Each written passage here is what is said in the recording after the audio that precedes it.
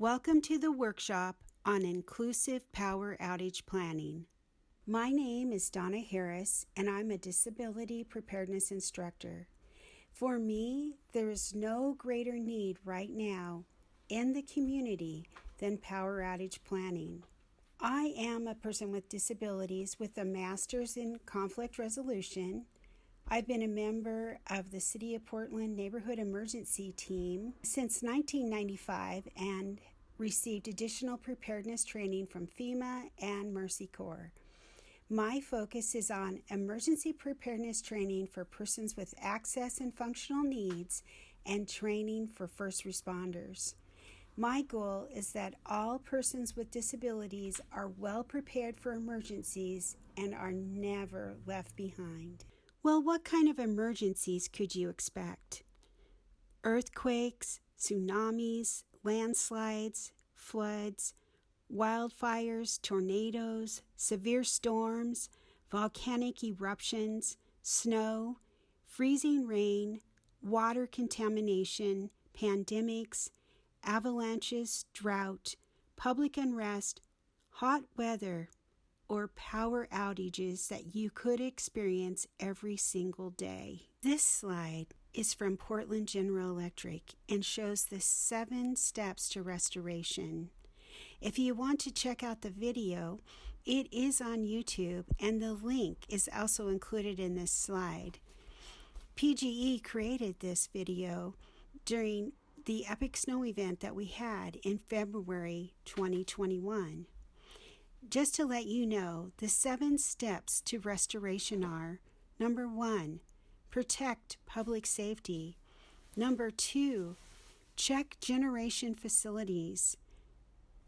Number 3, repair transmission lines. 4, repair substations.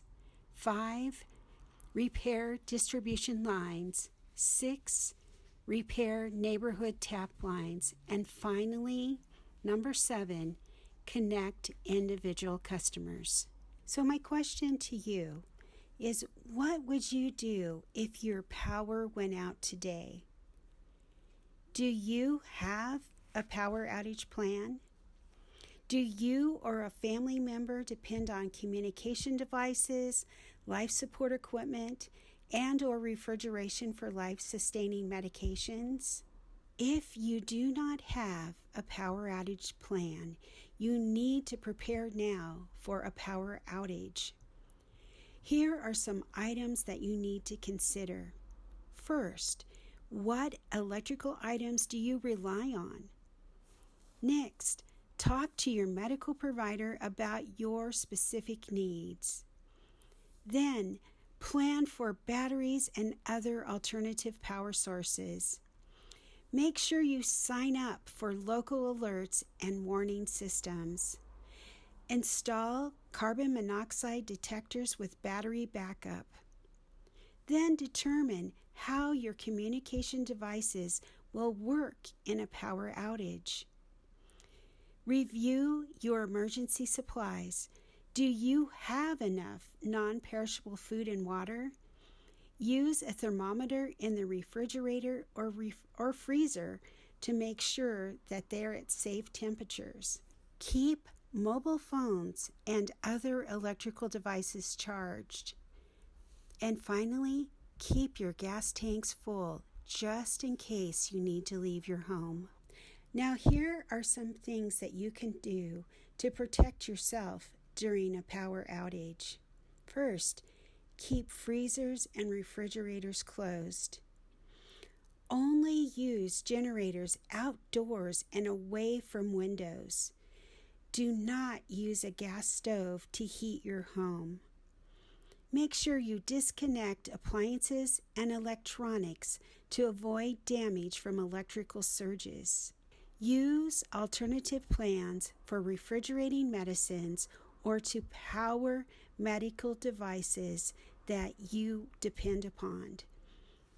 If it is safe to travel, go to an alternative location for heat or cooling. And really, this is most important.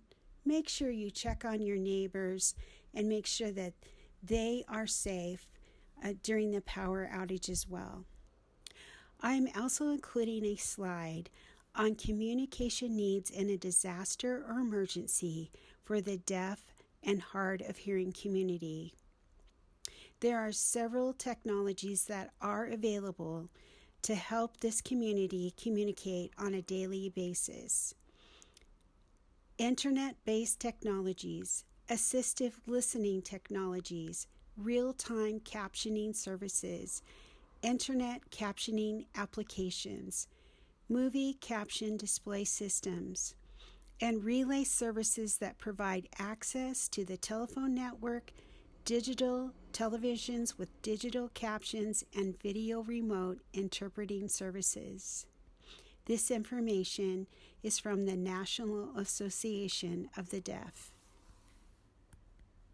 These technologies are available for the deaf and hard of hearing community to use on a daily basis as well as in a power outage emergency.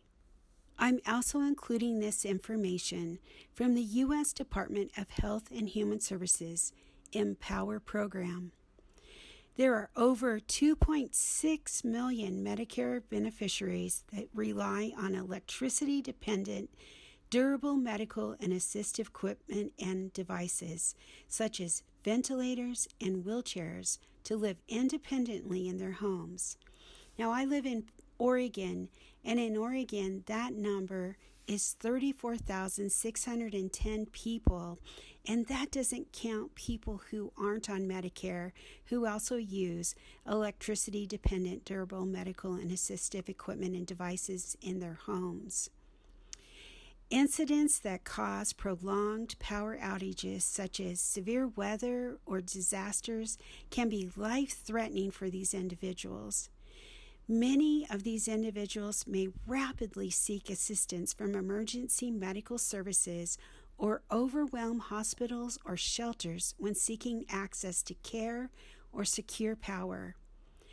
Others may shelter in place as they are unable to evacuate safely without assistance, putting their lives at risk. If you would like more information about your own state, please go to empowermap.hhs.gov. A program that I really want to promote is the medical certificate programs. You need to be aware that electric companies or other utility companies may provide a medical certificate program.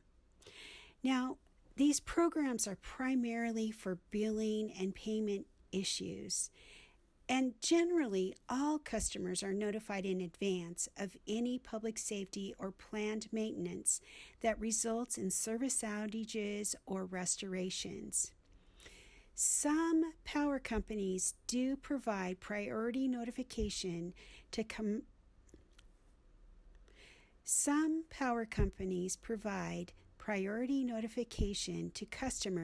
with medical needs or who use medically necessary equipment.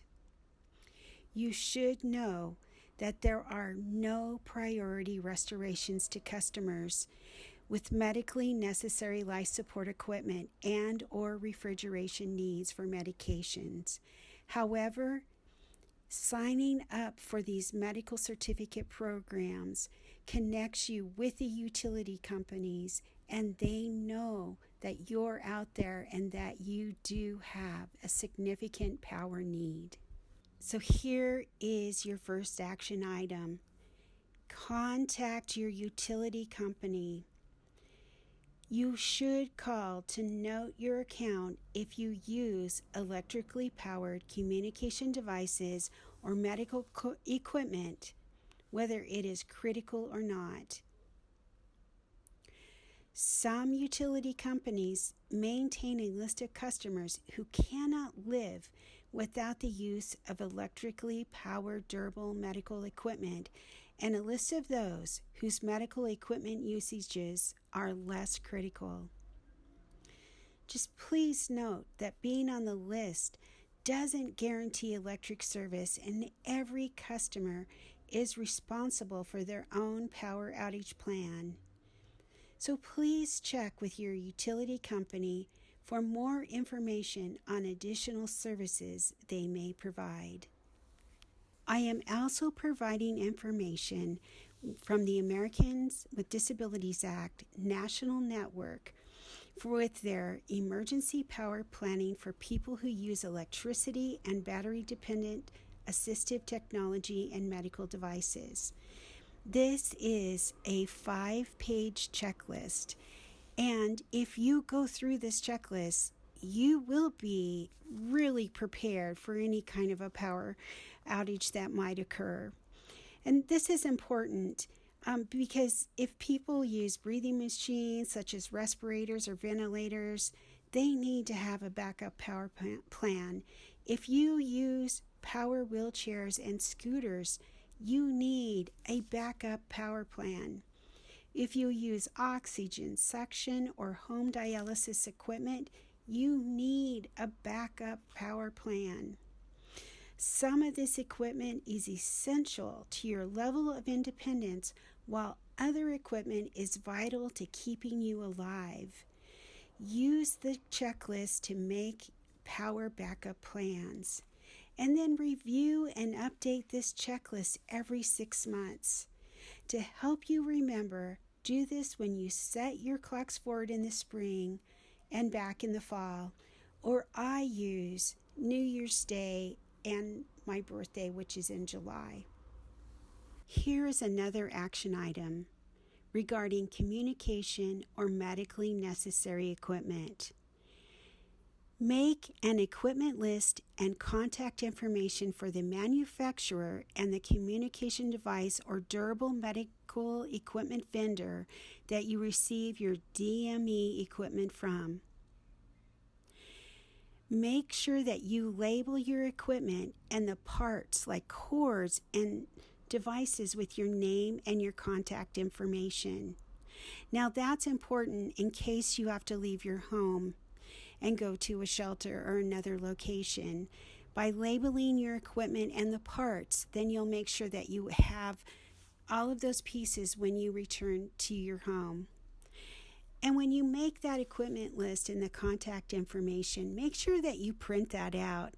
Sometimes during a power outage, we're not able to access our computer or access our phones where we would normally store this information on. Printing it out just makes sure that you have that information available when you need it. Now let's move on to estimating your power needs. Items to include would be household items such as lights, coffee maker, phones, small and large appliances, heating and air conditioners, and laptops. You also want to consider communication devices or medical equipment with backup power batteries, because once those backup power batteries are all used up, then you're going to need another power source to keep them going. The next thing you want to think about is the communication devices or medical equipment and refrigeration that does not have backup power batteries. The next slide is for estimating power needs, whether it is for a portable generator or any other type of alternative power source. This worksheet is from Lowe's.com. If you look on the right side of the chart, you're going to see a list of tools or appliances. The next column is the running watts, and then the last column is additional starting watts. The additional starting watts is that extra power that device needs in order to be started. If you look on the left side of the list, you will see where they have started to create a list with the tool or appliance, the running watts, and the additional starting watts. They have made a total of 2,950 running watts, and then they have added in the difference between the additional starting watts for the furnace and the running watts, which is 1,550, added that to the running watts for a total of 4,500. Once you know that number, then you can go out and purchase your alternative power source. So in this case, they know that they need to purchase a device that is at least going to provide them with 4,500 watts. Choosing the right generator or alternative power source. The most important thing that I can tell you is choose a power source before a disaster in order to buy a device that meets your power needs. Now, if you go to purchase a device post-disaster, your choices will be limited and they may not meet your needs. It's important to buy the smallest power source that will meet your needs so that you can save fuel costs and charging times. So on the previous slide, if you estimated that you needed a device that would provide 5,000 watts of power, then you don't want to purchase a device that's less than 5,000, but you also don't want to purchase one that would provide you with 2 or 3 times as much power. Here's a few reasons why you should consider owning a home generator or alternative power source. First of all, it's vital for anyone who depends on electricity for life support. Next, your built-in backup systems may only produce power for a limited amount of time before these systems need to be recharged. For example, if your backup battery only provides you with 40 hours of electricity and your electricity may be out for a week or 2 weeks, you're definitely going to need an alternative power source.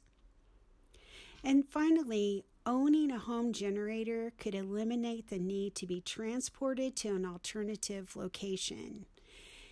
Right now, during a pandemic, when shelters are often full or limited and hospitals and other care facilities have reached their capacity, there also might not be a place for you to go during a power outage. Let's look at some alternative power sources. On the left, the column is green power. Under this column, we'll have rechargeable battery systems, wind turbines, solar generators and solar panels, and battery-powered inverters. On the right side, we have the conventional power. And that would include gasoline-powered inverters and generators, propane-powered inverters and generators, natural gas-powered inverters and generators, and home standby systems, which are usually powered by propane or natural gas. Things to consider when you are using power sources under 2,000 watts. The pros are that you rarely lose power, that your power is limited up to 2,000 watts. These devices could cost $20 or they could be $1,000. They're very lightweight. There's no installation costs, easy to store and transport, and they pair with other units to increase power. Now, the cons for this is that you really need to choose carefully what you want to power. These devices cannot be connected to a circuit breaker panel. They will not power any device without a standard plug, and they have a limited fuel capacity. Here are a couple of examples of alternative power sources. On the left is a 400-watt power inverter. On the right is a rechargeable chrome battery. You could connect the power inverter to the rechargeable battery and use this in your home during a power outage. The next slide shows examples of backup power sources for medically necessary equipment. On the left is a CPAP battery package. This will charge your device up to 40 hours and has multiple use. For example, you could use it 5 days in a row for 8 hours each day. On the right is an oxygen concentrator that can power your device up to 24 hours. Now let's move on to portable generators. The pros for generators are you can use them for occasional outages. They power up to 12,000 watts, although I recently saw one that powered up to 20,000 watts. They could cost $60 or they could be $2,800 or more. They are the best value in terms of cost versus capacity. They can be connected to breaker panels with a transfer switch to run hardwired equipment.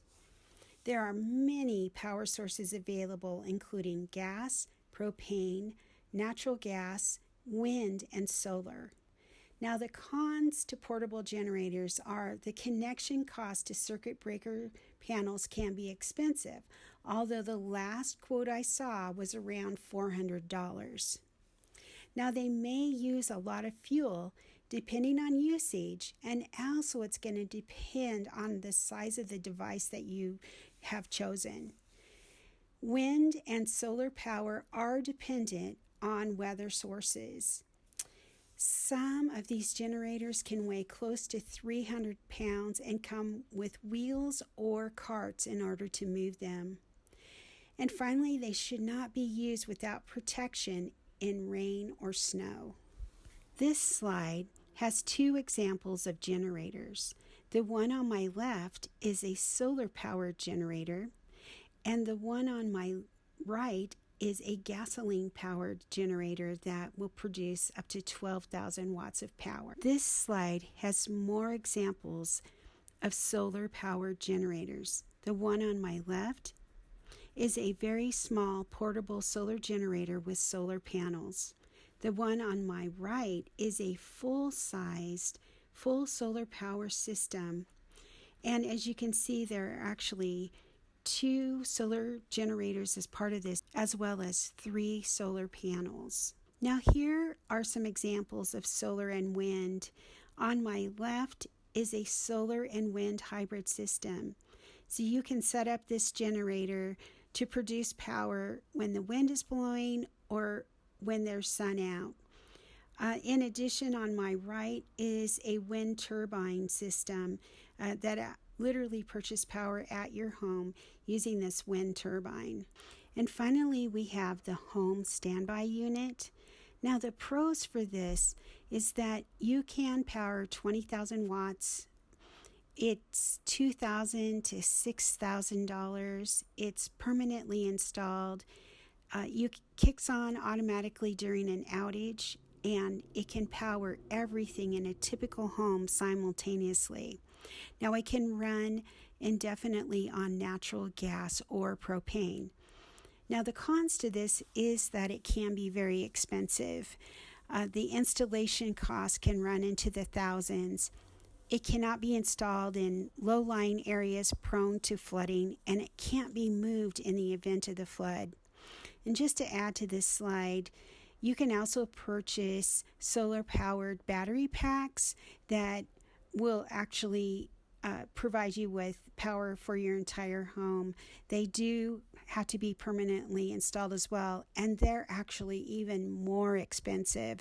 I looked at one recently that was right around $25,000. The next slide contains safety tips on how to use a generator. If you purchase a generator, make sure you understand how to operate it safely. A generator that's fuel powered needs to be at least 20 feet away from any windows or doors. You need to make sure you have an adequate fuel supply, as you might not be able to travel to a gas station in order to get additional fuel. Make sure the operating instructions are close by in case you forget to operate the machine or somebody else needs to do so. Learn and practice how to use your generator or backup power source before you need to use it. During the last snow event here in Oregon, there were people who had generators still in the box, and it took them several hours to figure out how to operate the generator safely. And finally, make arrangements for someone else to do this for you in the event of an outage. Many people ask me, if there are resources for funding power backup equipment. Unfortunately, there are not a lot of resources available. You can check with your doctor or case manager to see if there's funding available for power backup equipment.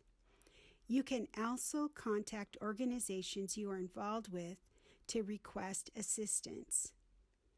And FEMA does provide other needs assistance funding for the purchase or rental of generators after an area has been declared a federal disaster area.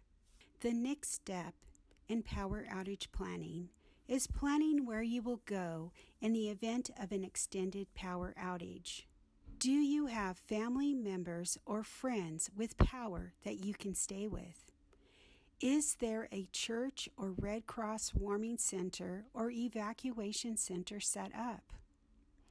You want to avoid going to a local hospital for your power usage needs, especially now while we're in the middle of a pandemic and there may not even be hospital beds available.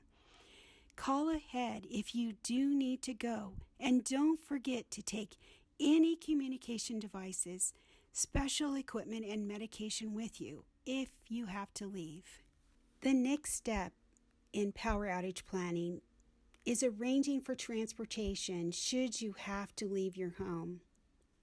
The first thing you need to do is plan on who will take you to your place of refuge in the event of an extended power outage. Next, pre-arrange so you don't have to depend on telephones or computers for contact during a power failure. And finally, your transportation should automatically come for you under predetermined conditions. Moving forward, I do have areas of concern. How do we help individuals create power outage plans? How do we reach out to individuals with disabilities who are from marginalized communities, especially those who use communication devices, medically necessary equipment, or have refrigeration needs for medication? How do we inform and encourage individuals to contact their utility companies to notify them of their communication or medical needs? And finally, how do we create funding sources to help individuals, especially those with essential communication needs or critical medical needs, acquire alternative power sources?